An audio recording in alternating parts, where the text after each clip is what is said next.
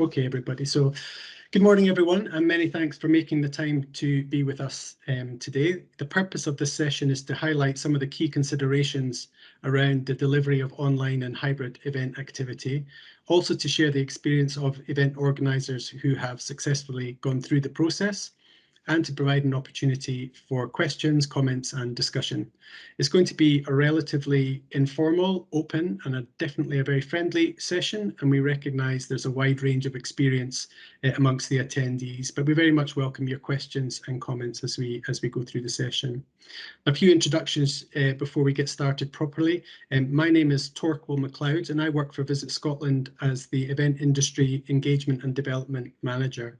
And also on the call is my Visit Scotland colleague Susan Robertson, who's our Senior Event Manager for Themed Years. Give us a little wave, Susan, just so everybody knows. Hiya. And then in addition we have Louise Story from Marketing Communications Manager from Museums Galleries Scotland. Hi Louise. And Carolyn Mills, Marketing and Communications Officer for Themed Years with Museums Galleries Scotland. Hiya.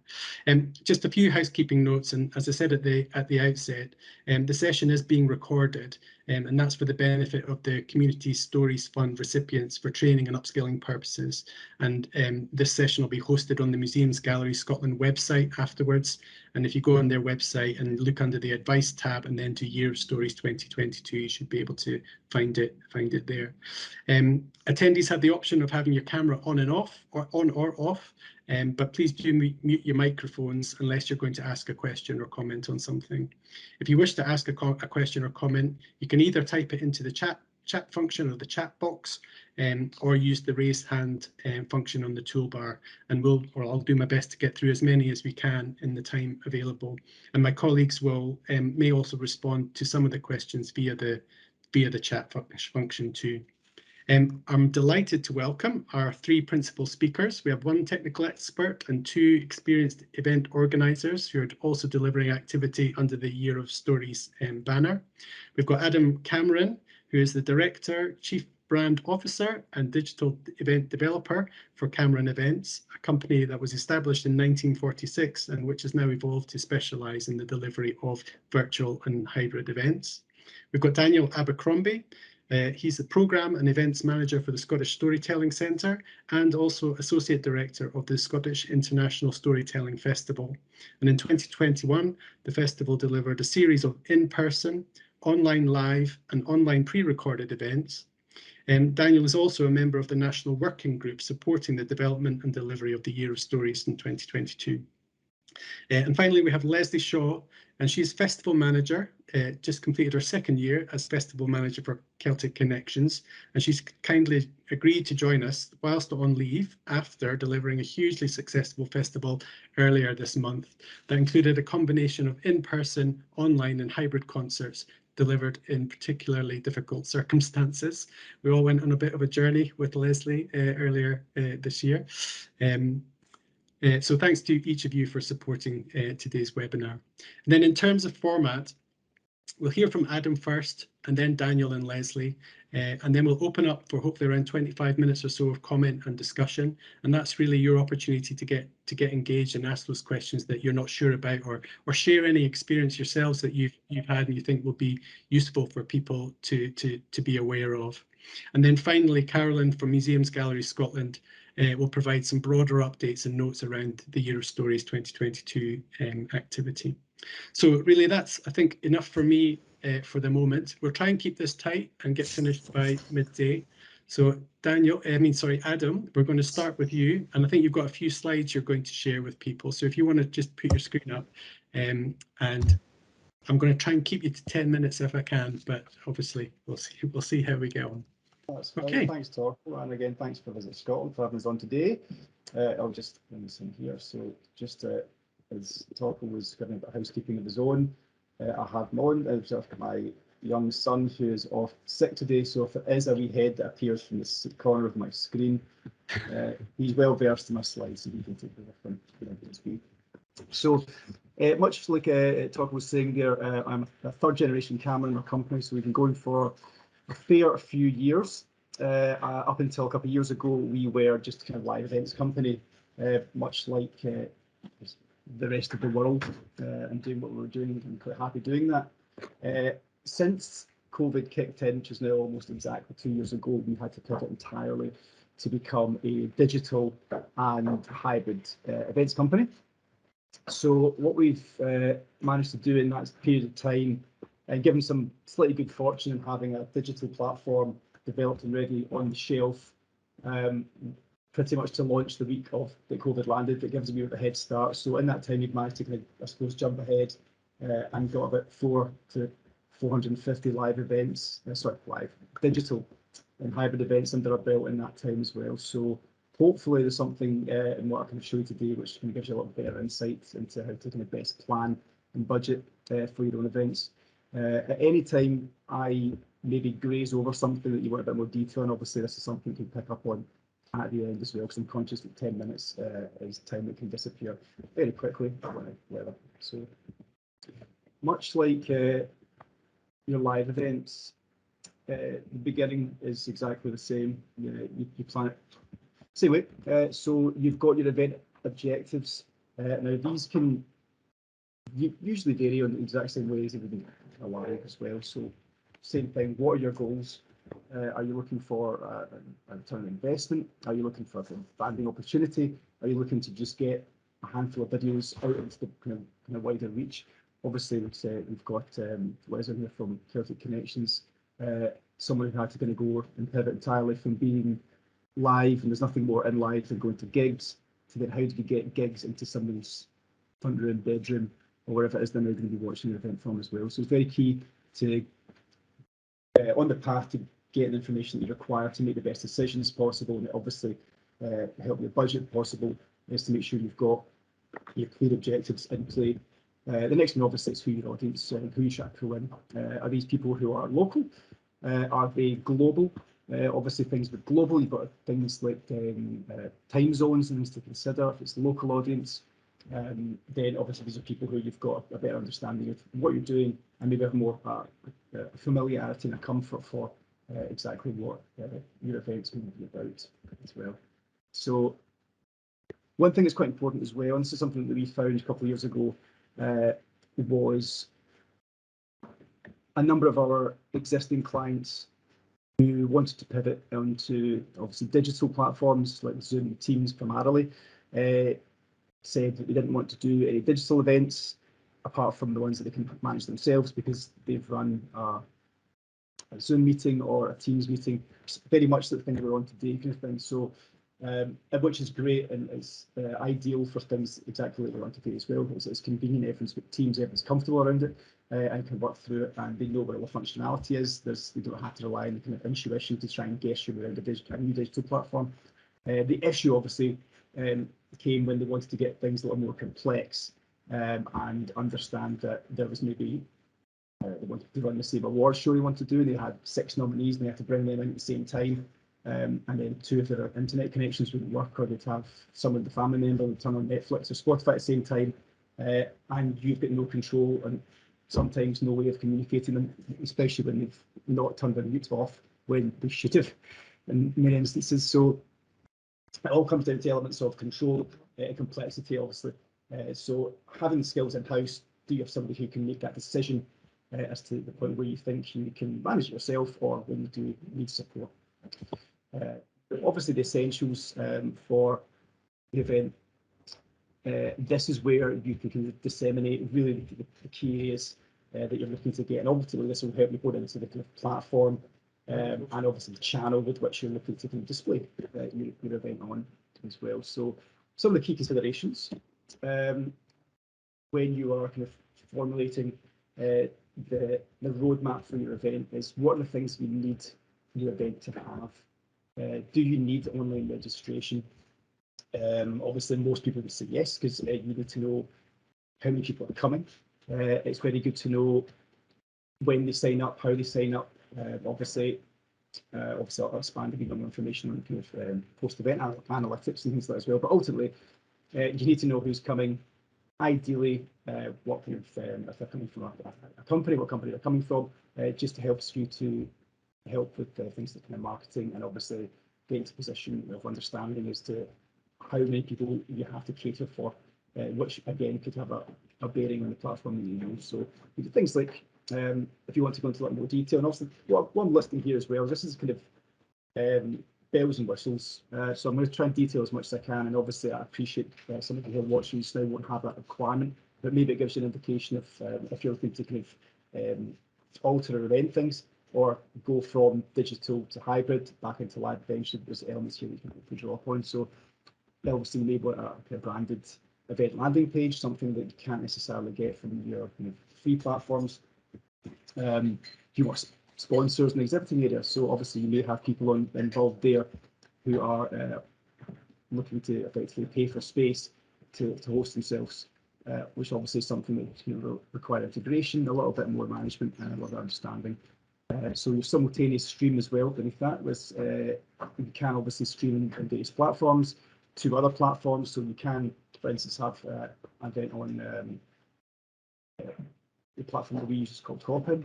It's called Hopin. From there, you can actually stream into Vimeo, you can stream into Facebook, or you can stream directly and embed directly into someone's actual internet webpage. So there's lots of available options on the go there as well. Now, networking, which is obviously very key, depending on obviously the kind of event you've got as well, because networking is such a key focus of so many live events, especially from a kind of corporate perspective. That you can't keep those things one-on-one. So, for instance, we could be in a session just now having this conversation. Well, two of you could then message each other and say, let's have a chat about X, Y, and Z. And you could do that well. For instance, I'd be speaking at the same time. Live polling and Q&A, obviously very key, depending on the event you want and the information you want to extract. Obviously, you can use it as a means to kind of coax the audience, because depending on the kind of events that you've got, some of the audience members may be more engaged and involved than others. You may want to take this information and actually take it into some of your own analytics as well. So we asked in the last live event, X, Y, and Z, were you happy? What was the best option here? What was your favourite X, Y, and Z ultimately? And you can disseminate from there. Breakout sessions are a very key element as well. People who may want to go, it's maybe a main stage, or maybe watching someone like yourself. The breakout sessions is obviously, you can go and just have a normal kind of conversation you would do in kind of teams with 3 or 4 people, anything up to any number that you want. Again, sometimes it can have a budgetary requirement to get over certain numbers depending on the platforms used. Local and remote presenters. I am obviously presenting this from my laptop, but you can that can also get done by somebody who has, I could for instance control their presentation if they're sitting in New York, Washington, Zambia, wherever they are as well. So there's obviously apps and integrations that you can use there as well, so to make that a little easier for people to use. Your on-demand playback is an interesting feature for certain events as well, where, much like we're doing just now, we're recording this event. You can actually record the whole session, the whole event that you're doing, and have that available on the platform that you utilise for any number of days, weeks, and months that you are able to go back to. So obviously, post-event analytics is very important. Actually, probably the most important thing as well, because that will help determine whether or not, obviously depending on what your objectives are, if your event's been a success or value, and the analytics that you get from a lot of these events, the ones that we supply as well, that usually breaks down to about, it can be intimidating the amount of information you get passed over, because it kind of just says, click a button, say all analytics, and then you send it on to event organizer. We usually get a phone call back saying, right, how do we get through this? Because it's just bulk. And if you're on an event for 6 hours, every single bit of activity from every single person is pretty much logged. So you can say, okay, well, 16 people are watching Adam give a presentation from 1 to 2 o'clock, and you can chart the points where people joined and people left. Obviously, you can't mitigate for those who leave their device on and then go down and pick up the kids or go make themselves some lunch. Technically speaking, as far as they're concerned, it looks like they're actually working away and watching your event. So there's many elements that can can affect these analytics, but ultimately it's unbelievably powerful in a way that live events just could never offer. You've literally got every single person's activity on there, and it's a great mechanism. It's the most powerful thing that we've got to then go back to another client and say, well, here's what happened, here's what was successful, or here's what wasn't. Or you might say nobody joined for the first 3 minutes and everyone poured in after 5 minutes. And then it helps you determine also as well where you've got lags, or people just get frankly bored if they sit and watching presentations of this all day. So it gives you all that information, and it really is the most powerful weapon that you've got in getting back into I guess, digital, the hybrid, and obviously the live events as well, because when you know what you can do live or digital, and you know what you can do hybrid, that has a bearing, and maybe some people will decide, actually, do you know what, this is much more feasible for us to do this. If you're from a remote area, if you're from Shetland and you've got to post something, and ordinarily what you have to do is people either to you or you have to go to them, and you can just do it digitally. Why not? So there's the variables are kind of, to all intents and purposes, can be fairly endless on that front as well. So platforms, again, I don't want to kind of spend too much time talking about the various platforms. You can see the obvious list in there, most of those you recognise. We work with a number of clients where we simply just stream into their own website, or we stream onto, a lot of times it's YouTube and Vimeo. Vimeo is very common as well. So we don't really get involved in much of that apart from the general production of things. Platforms, we have done that as well. It goes into platforms that our companies have developed and just maybe require a little extra support. So again, that's very much an area where the kind of point you were saying there about what kind of expertise you've got in house and how you can help that as well. It's someone who can literally go through and get information from these things, because obviously if you want to do something on Zoom and you want it to be, so you want 1,000 people involved in there as well, you need a different license. You have to get yourself an executive license, and obviously the big question is, do you need it? Like all of these things as well, establishing exactly what you need from your event and what the objectives are and how they're achieved, completely determined upon what platform you use. For this event just now, Teams is perfect. As I said before, that's all it needs to be. You don't need to get a company like what we would do is get you in and kind of manage it and help you out with this and support you here and do these things in there. Put it onto a platform. I think it's quite frankly just a waste of money. However, if you are looking for complexity, you're looking to get people pulled in from, as we've just done about 3 weeks ago, it's probably one of the largest events we've done in the company's history, simply because we could utilise the globe to all these purposes. So there was about 2,000 people coming in, and we had a studio in Glasgow, one in Madrid, one in Milan, and lots of our digital studios posted elsewhere. And obviously try to put this together, and at the end of that they had it was a conference for a pharmaceutical company, and at the end they wanted to do an award show, so they displayed 9 nominees and they'd all have their own videos. And obviously we're sitting there at our control desks absolutely terrified that there's so many things that can go wrong. There's anything can go wrong, and that would kind of pull one side of things down, and you've got to kind of work behind the scenes. Luckily we pretty much got through it, and as perfectly as we could have done. I will definitely say it was all due to our expertise and nothing to do with any luck. I cross fingers or toes. However, there's so much that can go wrong in the digital world, and I guess right now we're 2 years in, everyone's kind of aware that if the screen that you're all watching this now, one of those screens goes black, or someone's connection's dropped off, maybe with a cup of tea, there's a sensibility now that wasn't there before, where everyone was expecting the kind of live space to come into the digital world. It's kind of done that, but people are doing and acting the way that you'd normally do if you were doing kind of an informal meeting. I think that's a great thing anyway. Our background is predominantly corporate events, and they're nice. I'm going to a black tie dinner on a Thursday night, which I'm dreading.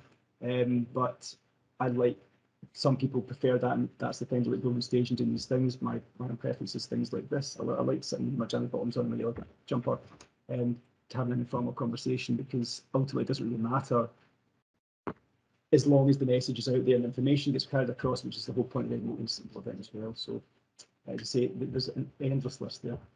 Adam, I'm just going to keep you moving along, chap, if that's okay. Absolutely. The time. That's one last slide. I'll skim through because I'm not a lot of this information here. If we're putting an event together, these are the considerations that we would make, depending obviously on size, complexity. Again, most of this information is very familiar to lots of you. The one key elements in here is looking at pre-recorded speakers and presentation editing, something that I deal with on a daily basis. That's something ideally you would have managed by somebody else, a professional, not naming any names, but that does take a lot of the burden off the event organisers to make sure that gets recorded in advance, having the buffering time and the testing time so that an hour before you go live, you're sitting there effectively twiddling thumbs, just making sure everyone's internet connection is fine. Very key, very important side of things. And obviously, over 2 years' experience, the one thing I would say definitely is making sure that where you can pre-record everybody and just have key speakers coming in live, or pre-record live speakers as a backup in case there's any issues, because you never know what you're going to do. I think, yeah, I'll leave it there. As I said, there's more I could blather on about as well, but again, I suppose we can disseminate the information right from there and ask my question. That's brilliant, and you're okay. We share these slides after the presentation. Well, it's recorded. Anyway, absolutely, so they get shared. Yeah, no choice then. Yeah, absolutely. Valentina had a question for you in the question chat box, and Valentina, do you want to just come off mute and just ask the question directly? Yeah, you kind of answered it. I typed it whilst you were talking. Thanks for a very interesting chat.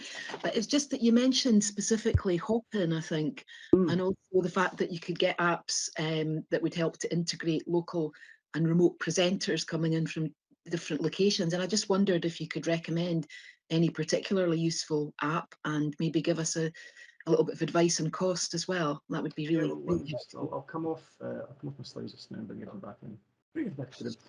What I would say is it's quite varied, and cost is a difficult one to kind of to comment on as well, because obviously we use predominantly Hopin, and we have other platforms that we've kind of got on the side that we're looking to kind of bring in and start selling to work from a lower end budget as well, because now everyone's kind of looking to get back into live, and most of the conversations we are having just now with people is hybrid or live. Digital's still there. There's still a couple of companies that will remain as they are, but Hopin's one. They're quite all-encompassing and probably kind of like the Zoom of it all, in the sense that they cover everything in the best way possible. There's also things like StreamYard, who kind of, I guess anyone in this room could probably log into that, have a demonstration from it, and pretty much pick it up and run with it. There's ones that are designed for people with more or less skill sets to do things from as well. So for Hopin, for instance, and Valentina, what's the kind of numbers you're talking about as far as audience members? Well, it's kind of less for the event that I'm thinking about for here, which has got a fairly we're looking at a live audience of about 70. It's quite an intimate event, and obviously it's possible we might need to do something like this depending on circumstances. But if we were, we'd be looking at an international audience, so multiplying that exponentially. And I have done events like that. So I was just, as I say, looking for some steer on something that can make it a bit easier than just to give you a kind of guide. The last slide that I showed you there was the kind of list of the things that you put together as well, from getting project plans, risk assessments, pre-recorded speakers and stuff. We began with a kind of somewhere in the region of about £2,750, and that would include the kind of anything from 100 to 150 attendees, because a lot of these platforms charge you per attendee who arrives and comes. Obviously, with this on top of subscription as well, the platform. So it's one of those kind of things. Obviously, the more people you want, it's great. The less people that come, the cheaper it is. One of those things is kind of balancing acts. But yeah, so from that perspective, you would get an all-encompassing event. You get support, you get management, and for every pre-record you get, there's additional costs and things as well. So if it's 70 people you're looking to get on, I have recommended before things like StreamYard, because it's a good place to start get a cost from. And obviously there's other, and out with ourselves, there's obviously a number of other people who supply digital events as well, it's not a bad idea just to get a cost, because you just never know at what level you need that extra support. And having international speakers come in, sometimes that's great. It's fine. As I say, you can do it in Zoom, you can do it in Teams, but you just to give it an element of control, so that if there's an issue, you see it coming and you have a bit of preparation for it. If someone drops out just now and doesn't answer their phone because they're in a meeting, then you can't get them. They're lost. Whereas if you plan and organise it in a different way, there's many mechanisms for getting these people back in as they go, and obviously you can do backups as well using a pre-records, which is just like the lifesaver of different digital events. World for like while to make sure you get everything covered. But I'd shop around. I really would. I think it's.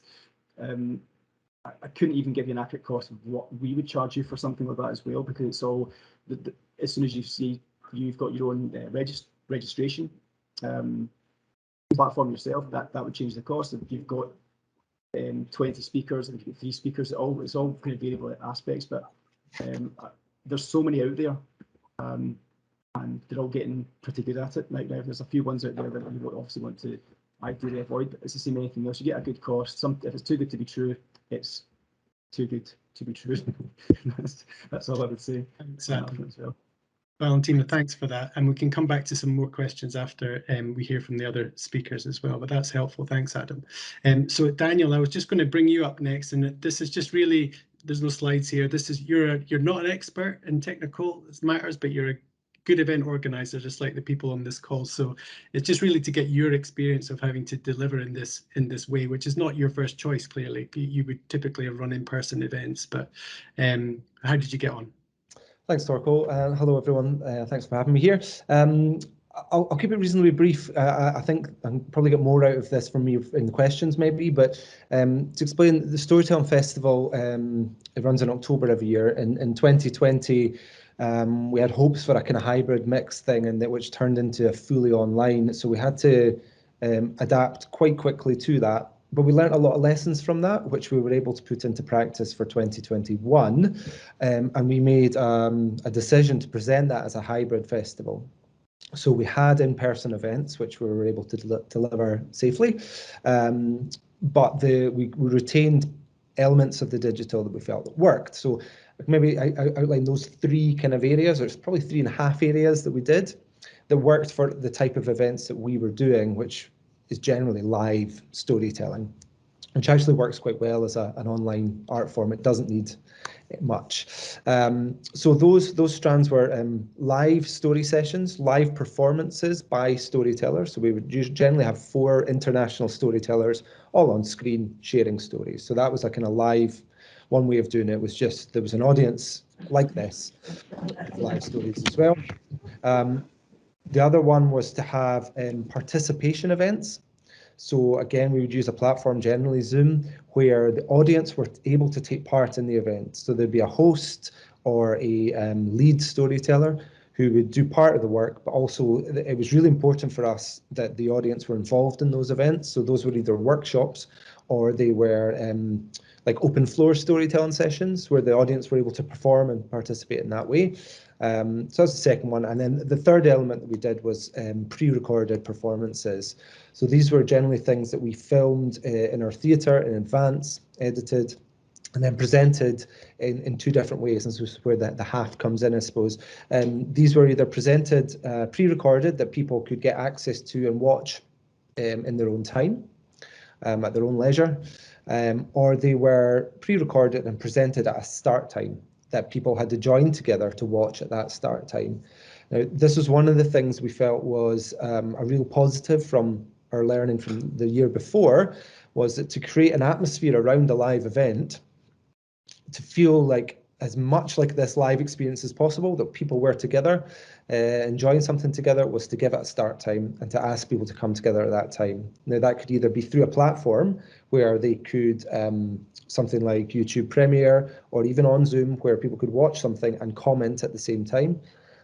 So there was a chat function running so people could interact, and that's something, again, other festivals have done successfully, and I think primarily about the International Book Festival in Edinburgh.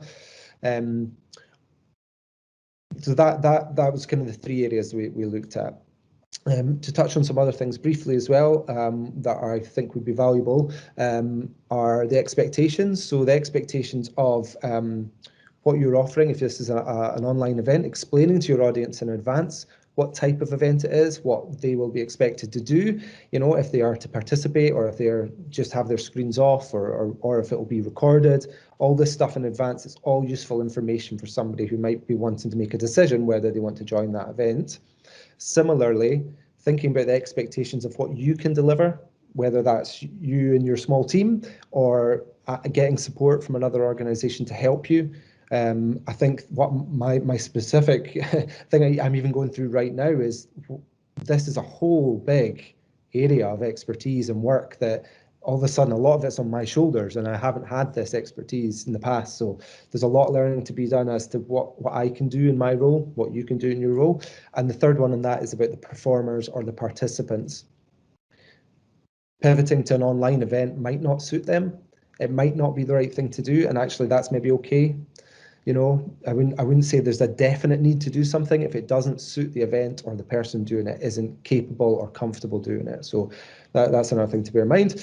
I'm going through things quickly, but platforms would be the other one, and Adam did touch on some of those. We've used Zoom a lot for the audience interaction element of it. Plus, it's a really popular and simple platform that a lot of people now know how to use. So we've done that. We've used YouTube a lot, either as a premiere or as a pre-recorded thing, and we've used that in different ways. And actually, we're going to be using it in March again for a big online launch thing. The other platform we used, and just to mention this as an example of something we tried and then moved away from, was a platform called Crowdcast, which had lots of benefits for us. It had things like a replay option. It looked really slick, but actually the two things it was lacking was the audience were never on screen. So in a live call like this, you'd have your performance with the audience. You couldn't see the audience at all, which we felt we wanted to have. And also it had really poor accessibility. It had no automated closed captioning that Zoom does offer. So there was considerations around platforms that we had to think about. Other thing I'd like to mention is money. And twofold about your audience, but also your performers. Performers first, so we would pay a storyteller to deliver an online session, but there's quite quickly we've realised there's considerations about the legacy of that. Now, if you're making that available online for a period of time, their fee probably needs reflected to that. Also, you need to be sure that what they are sharing, they're comfortable people viewing that for a period of time online. Certainly some of the shows we've done, that people have created work. Now, they don't want that work to be online indefinitely, you know. They want it to be behind a paywall. So that's something to consider with money, is about your performers and what you're asking of them. And the other thing is your audiences. We've tried a variety of different ways here. 2020 was very much a donation-based model, where you know, everything was free, and if people wanted to donate to the festival, then brilliant. We found that people maybe didn't know how to do that, or you know, just were forgetting to do that. So in 21, we kept free as an option. We called it pay what you can, but you had to select an amount. Now that amount could be 0, it could be 1, it could be 5, it could be 20, depending on your circumstances. And we made that clear, again, this is the expectation thing, made it clear that if you were paying more, you were supporting somebody who maybe couldn't pay that amount. And that I felt was a good psychological thing for an audience to say, we know this is online, we know it's different, we know it might not be as good as the live experience. So you don't have to pay anything. However, if you can and you want to, here's the option. But forcing people to select that amount meant we got a lot more contributions, which was great. And I think it's a lot clearer for audiences as well. The other thing, maybe just to finally finish on, is promotion of your events. You know, with live events, we have a set way of working, and those systems over the years that we've built up have been torn apart a bit. But the thinking is the same, really. Thinking about who your audience is, what they want. So I would say asking them, if you have a core audience already built in through a mailing list or social media following, ask them in advance, if we were to do this online, how would you find that? Would you want that? It's a good thing to do. So speaking through your mailing list, having a way, now we within the Storytelling Centre, we have a professional box office system set up so that when people buy a ticket for an event, we can send them a safe link, which is all really, really great to have that set up. You can use other platforms, maybe Eventbrite or something that you can really easily access. But what I would say for that is the good thing about online is if people are on their phones or on their emails, send them an email reminder half an hour before the event, because they may have forgotten or they may have maybe I'm not sure about that. If you can set up automated reminders through different systems. You can do it through Zoom, and they get that reminder and that one click and they're into the event. That would be my one takeaway for promo. We did things as well like geo-targeted ads in different parts of the world where we had international performers joining us from. To limited success, I would think there's probably better ways of using our money. But there was for our international events, yes, we made contact with networks that the performers had and tried to promote our events through that way.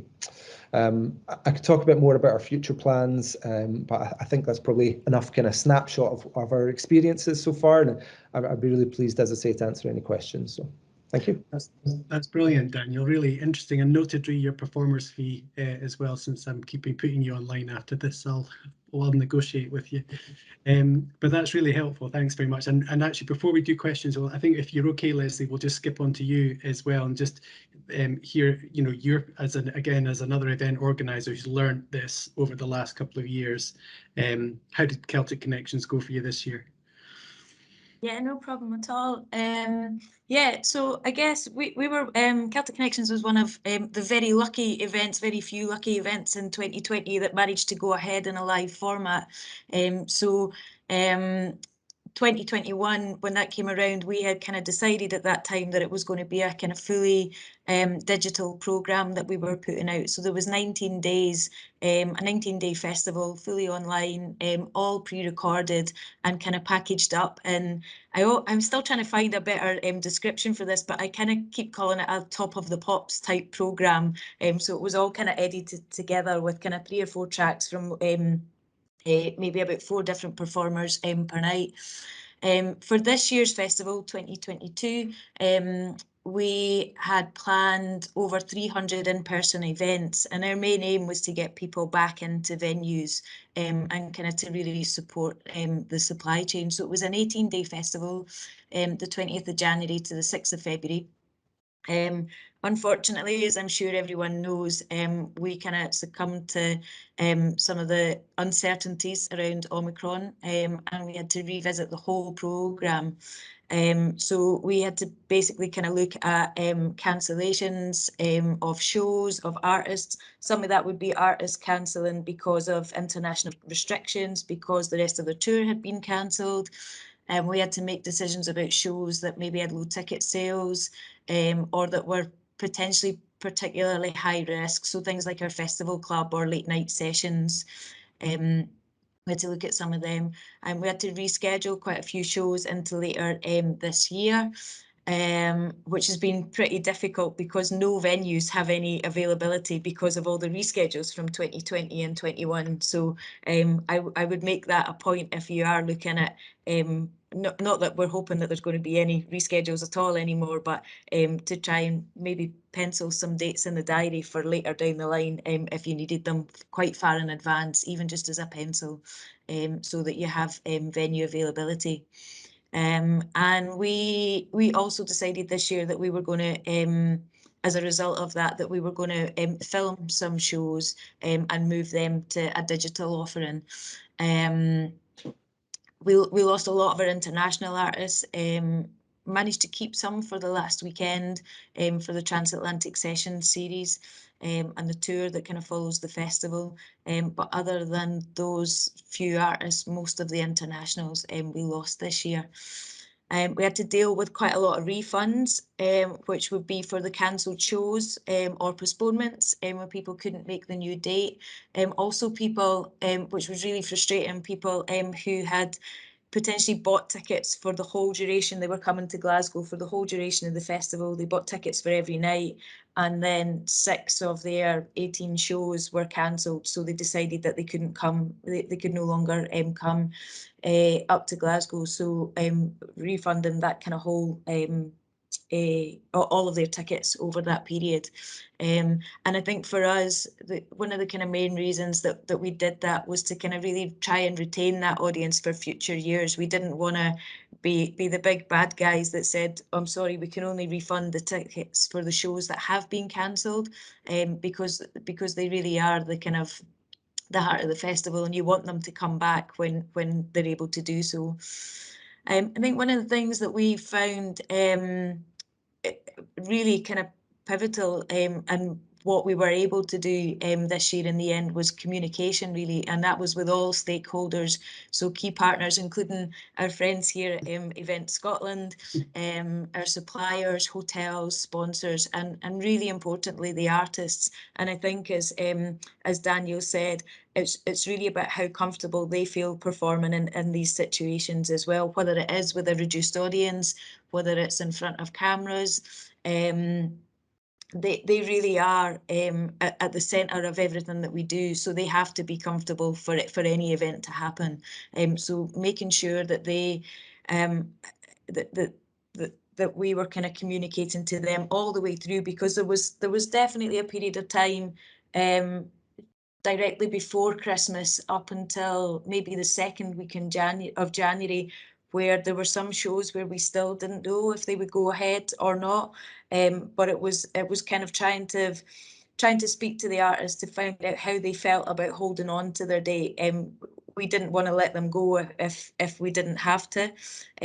So making sure that they kind of felt comfortable with holding that date, with the potential that the show may or may not go ahead. So I guess in the end, for the festival this year, we managed the first week of the festival went ahead with reduced audiences. So we had between up to 200 really capacity, all socially distanced, mostly in the main auditorium at Glasgow Royal Concert Hall and some in the RSNO Hall. We moved some of those shows that were in other venues throughout the city back into the concert hall because it was a bigger space.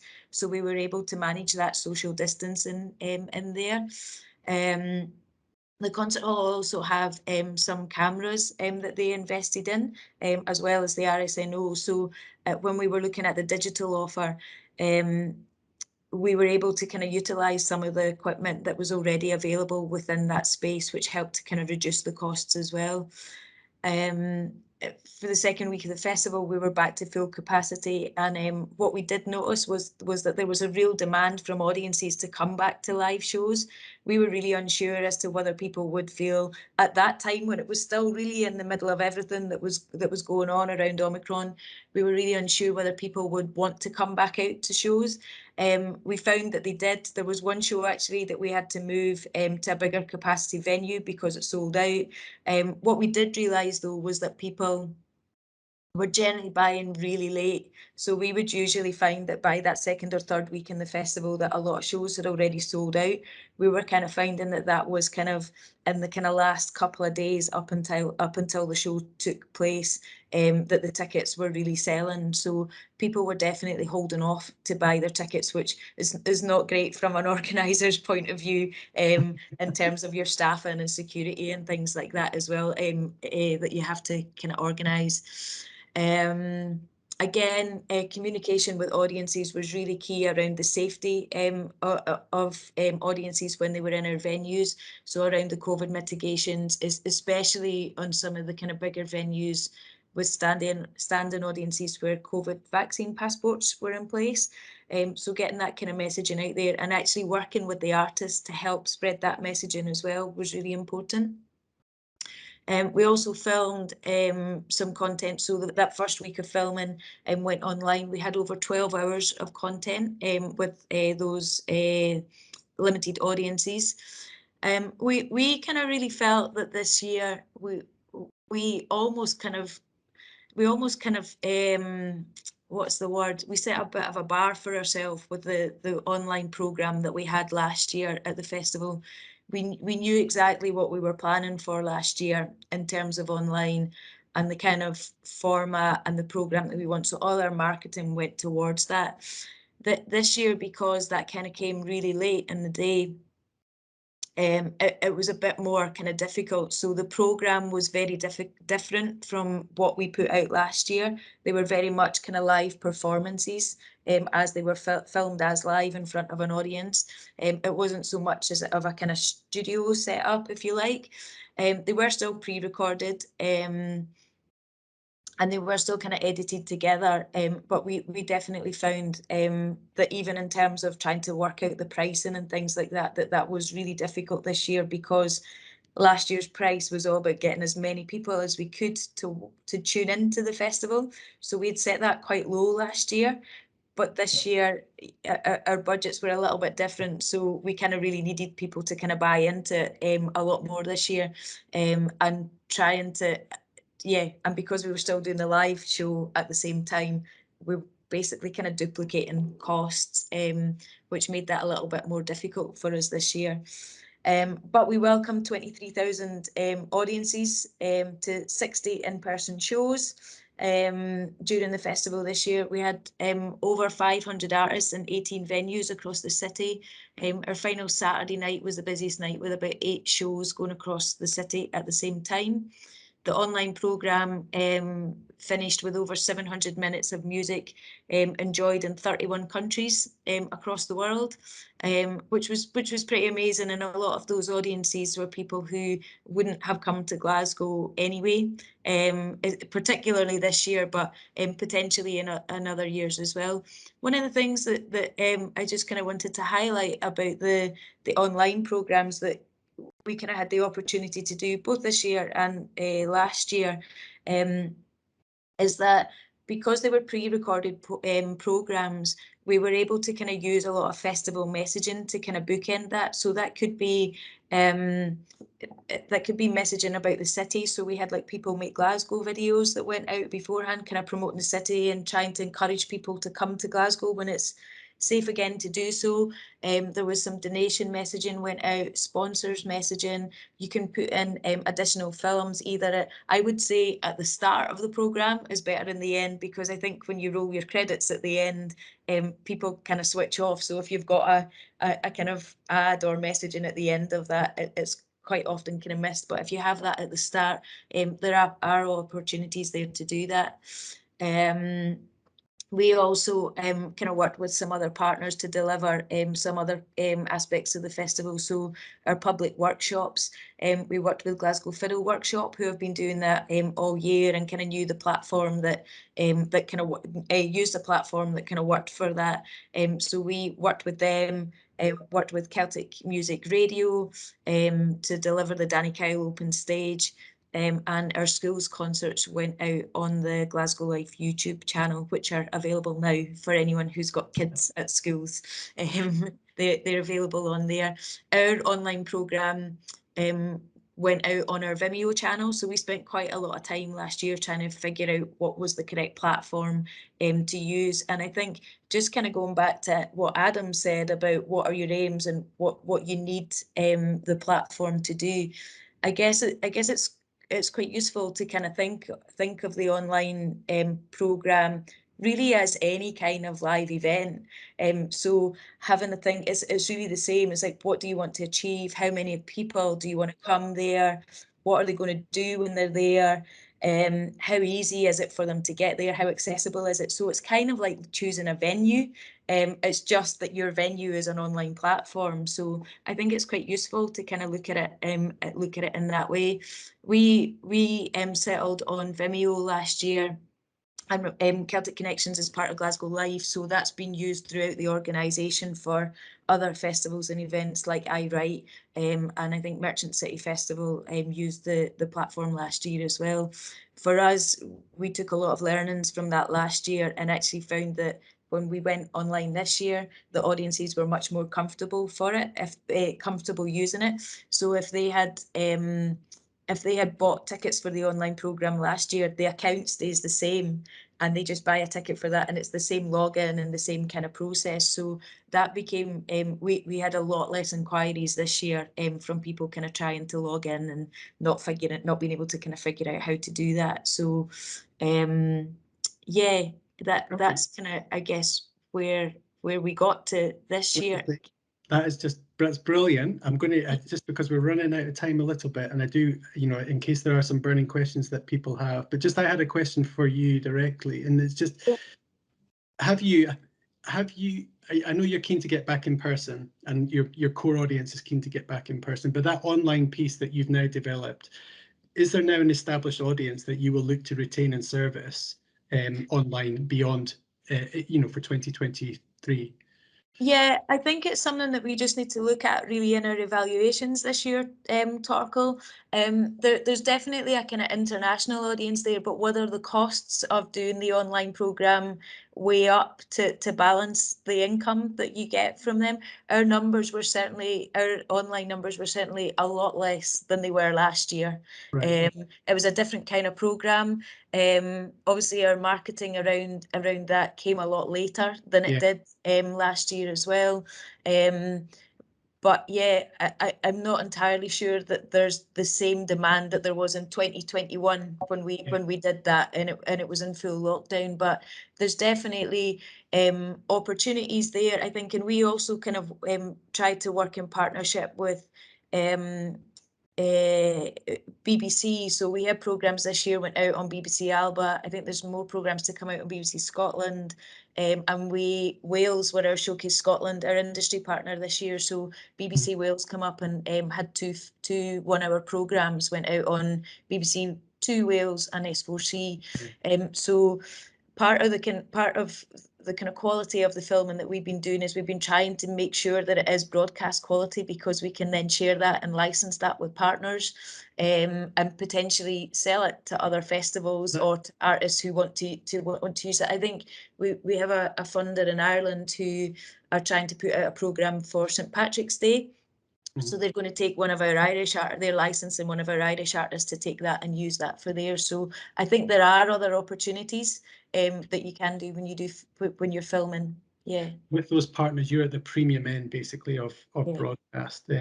Just Daniel, for you, it was just a question about the budget. How much did it cost, roughly, without putting an exact figure on it? How much did it cost to do your online activity?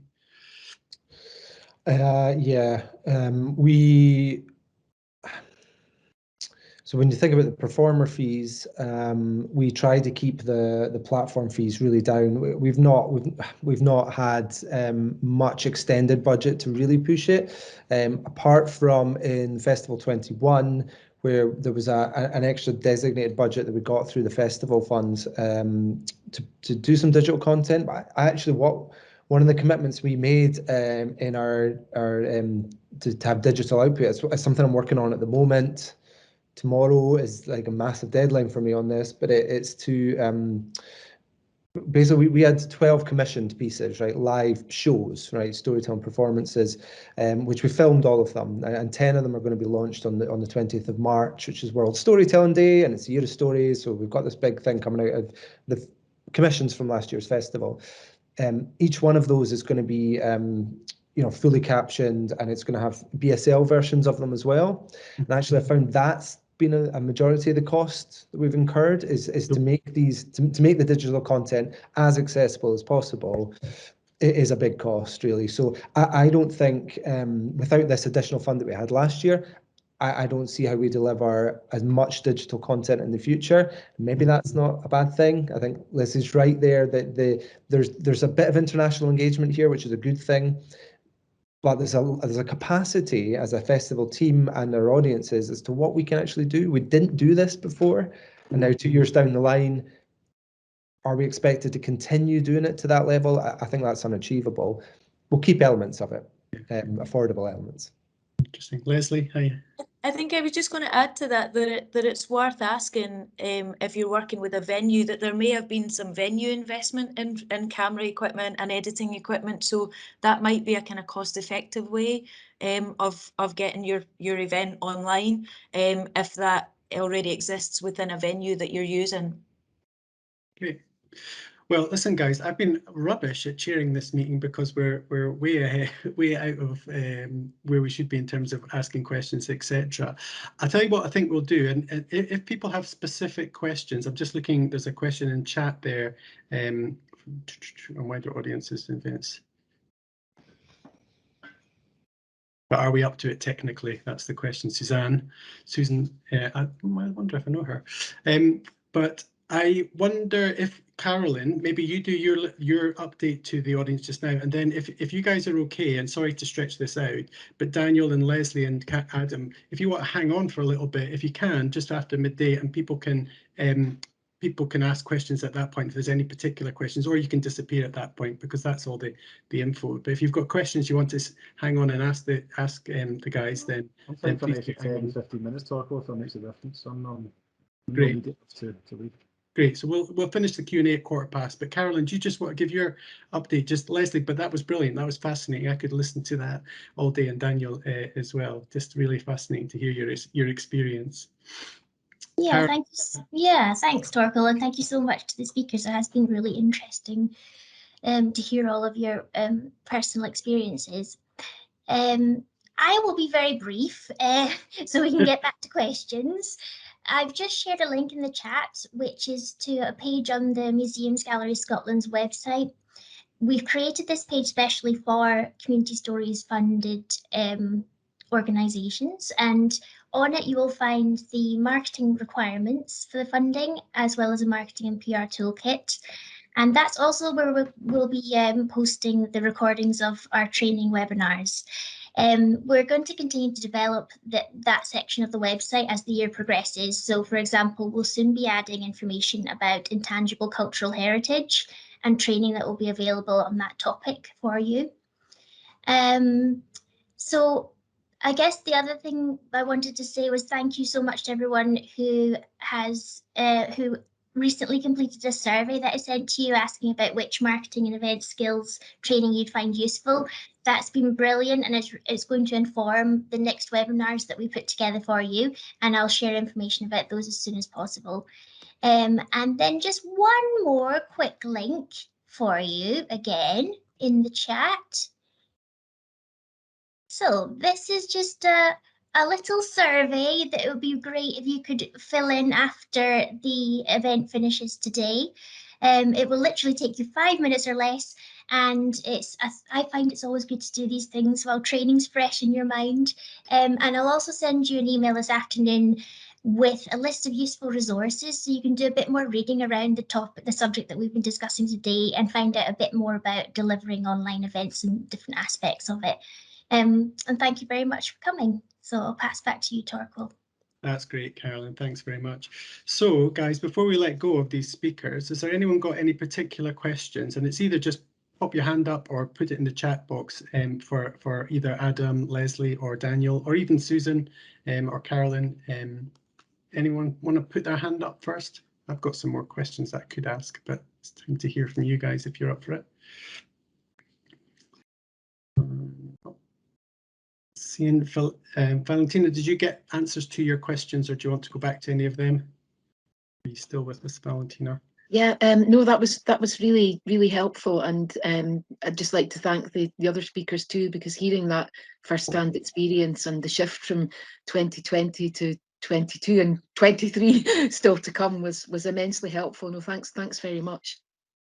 Great, thanks. Susan, you popped your hand up.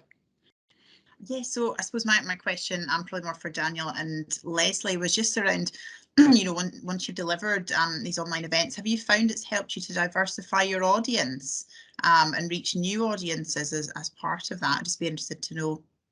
I don't know who wants to take it first. I don't mind. Yeah, I think last year definitely we had. I think when we did our looked at our analytics last year, we had audiences from about 65 different countries, which is way more than we would have had at an in-person festival in Glasgow. This year it's been 31 countries, so yeah, it definitely has kind of diversified a bit. I mean, I guess something that hasn't really come out in the evaluations, and I don't think would appear in the analytics, is to whether it made the festival more accessible for domestic audiences. So maybe people who just couldn't come to a venue or couldn't travel to a show, whether it would do that. And that's maybe something that's quite interesting from an evaluation point of view, as to find out whether we could get that information. Okay. It's an interesting point in the chat there from Alex Powers-Jones, who's left the call now, but just about the accessibility piece and making digital content accessible with captions. So did you, I know that you did that, Daniel, but Leslie, was that something you guys were able to do, or did you get involved in? No, we didn't caption program.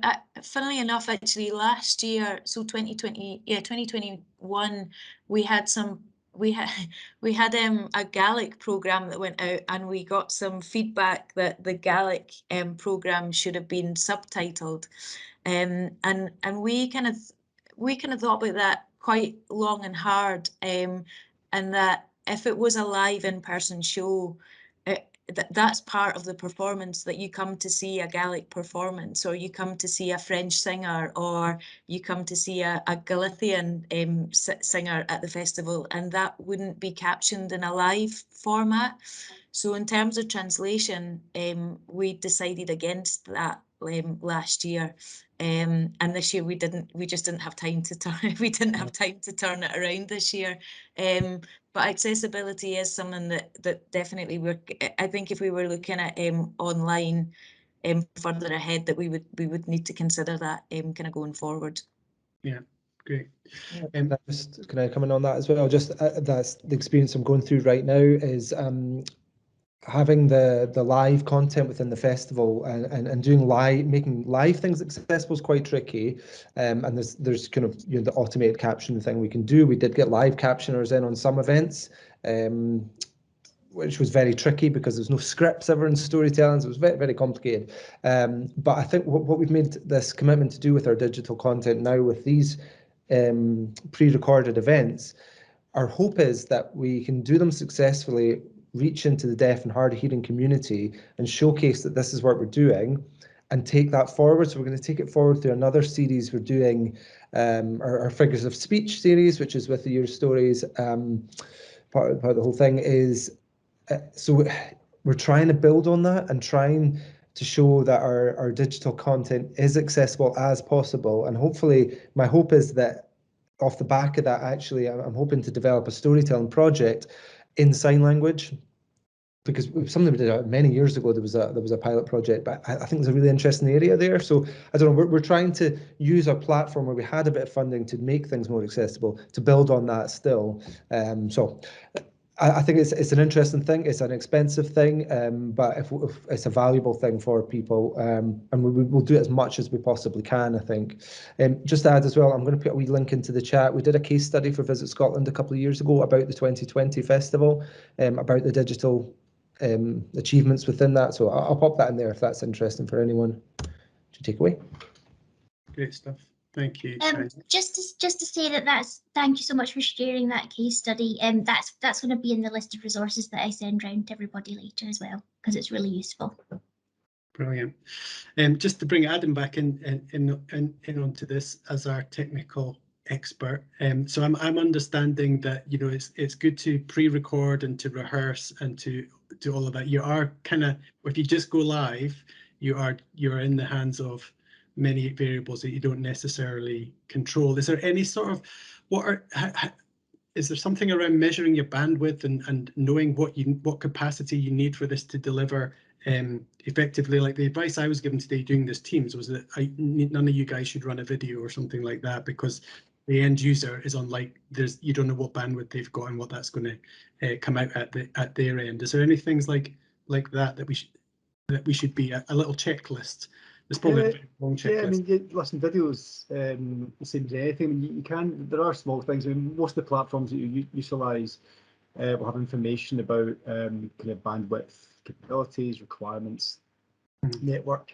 I mean, I'm just at home today. I normally do this in the office, and we've got like 200 megabytes up and down, and there's just no way that's going to cause any issues at all. We'll be running the biggest events we can in that space.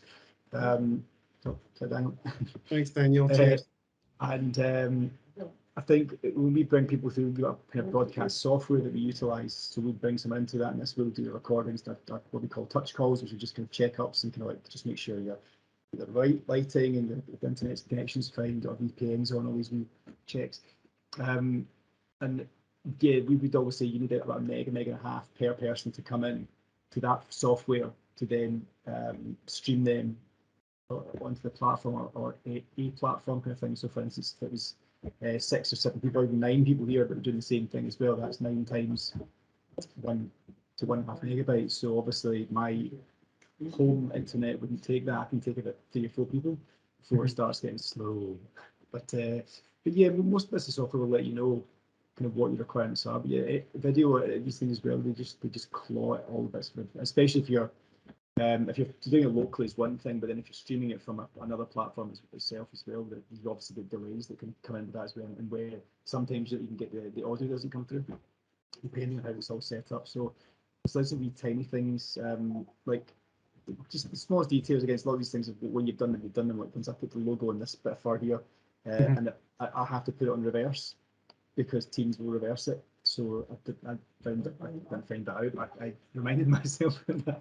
So I've done it yesterday. I thought, oh, every tweak. So there's tons of these wee elements, and obviously from our perspective, these elements that kind of we tick as we go as well. But as I say, you get the F&Qs on most software platforms are great. Reviews, they will always just be tiny things like that. Yeah, the more you put yourself into the kind of the internet gods, the connection gods, the more you're open. It's anything else. You get less control. So you've got and obviously from Les's perspective, and the kind of things that they were doing digitally as well. If someone's on stage and doing something, and they're on stage, they're performing, you can't stop that. But the transfer from them to someone else's laptop or from someone else's screen isn't always in your control. It's their connection. It's where they're from, obviously. Yeah, there's lots of ways to mitigate against that, but it's tricky. I thought that was great, Leslie. You saying you think of your online platform as your, in the way that you would spec a venue. I think that was a really good way to describe it. Okay, guys, I think that's us. But thanks again. That's been really interesting and brilliant.